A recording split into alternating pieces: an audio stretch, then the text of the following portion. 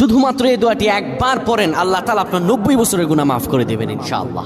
আপনার 90 বছরের গুনাহ মাফ হয়ে যাবে শুধুমাত্র এই দোয়াটি যদি একবার পড়তে পারেন। আপনার ভাগ্য খুলে যাবে, রিজিকে বরকত আসবে, মনের ন্যাক আশা পূরণ হবে, আল্লাহ আপনার সব দোয়া কবুল করে দিবেন। সুবহানাল্লাহি ওয়া বিহামদি।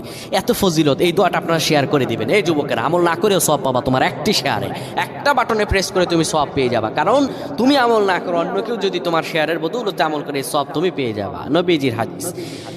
আমার ভাইয়েরা, আল্লাহর কাছে দোয়া করা, আল্লাহর কাছে দোয়া চাওয়া, এটি হলো মুমিনদের কাজ। আমার আল্লাহ বান্দাকে বলেন, বান্দারে উদউনি আস্তাজিব লাকুম, আমার কাছে চাও, আমার কাছে চাইলে আমি আল্লাহ তোমাকে দিয়ে দিব।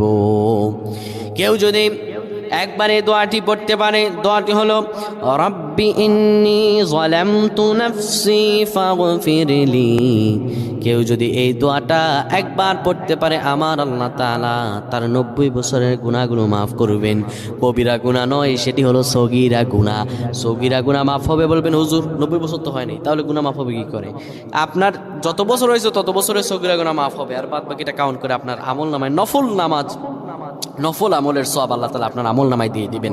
কিন্তু এটির ব্যাপারেও সহিহ সনদে তেমন কোনো গুরুত্ব আরোপ হয়নি, এটির ব্যাপারে তেমন কোনো উল্লেখিত সহিহ সনদ নেই। কিন্তু আমল করতে পারেন, যেহেতু এর অর্থ সুন্দর। আল্লাহ আমাদের কবুল করুক, পড়েন আমিন।